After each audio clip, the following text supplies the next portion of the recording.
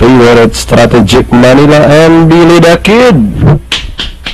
Gates open, they're up and racing. We have runner number 11, Strategic Manila, Billy the Kid. Classic Kit Kat in between runners is sneaking in by the rail. Is runner number 6 and that's Tang's Dynasty heading towards the half mile pole. We have 11A, Billy the Kid leading the field.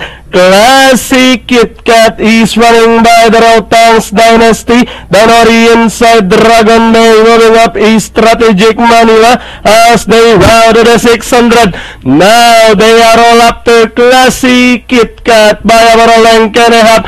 Billy the Kid is running in second, then racing in third. Tang's Dynasty moving up on the outside. He's running number 11 and that's Strategic Manila by the rail. Dragon Day and down the stretch they come.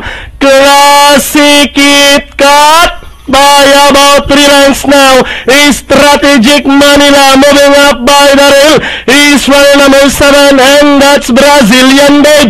Classic Kit Kat, Brazilian Babe. And finally, Classic Kit Kat second. Number 4, Show Me the Magic. Then comes Dragon Day, number 8. And that's Musashi. I think, tercero, kwarto liyamado na to.